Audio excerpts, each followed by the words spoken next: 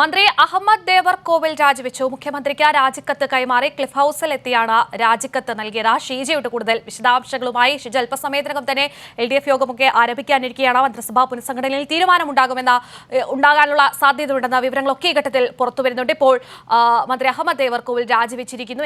എന്തിന്റെ പശ്ചാത്തലത്തിലാണ്, എന്തൊക്കെയാണ് ലഭിക്കുന്ന വിവരങ്ങൾ?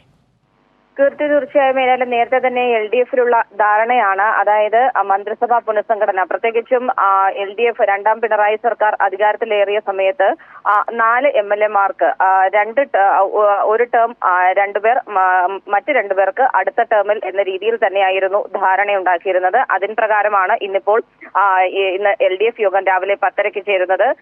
ഈ LDF യോഗത്തിൽ മന്ത്രിസഭാ പുനഃസംഘടന സംബന്ധിച്ചുള്ള കാര്യങ്ങൾ കൃത്യമായ രീതിയിൽ എപ്പോഴായിരിക്കും പുതിയ 2 മന്ത്രിമാർ ചുമതലയേൽക്കുന്നത് അടക്കമുള്ള കാര്യങ്ങൾ LDF കൺവീനർ 11 മണിക്ക് വാർത്താ സമ്മേളനത്തിൽ വ്യക്തമാക്കുന്നതായിരിക്കും. ഇപ്പോൾ ഏതായാലും മന്ത്രി അഹമ്മദ് ദേവർകോവിൽ രാജിക്കത്ത് കൈമാറിയിരിക്കുകയാണ്. മുഖ്യമന്ത്രിക്ക് ക്ലിഫ് ഹൌസിലെത്തിയാണ് രാജിക്കത്ത് കൈമാറിയിരിക്കുന്നത്.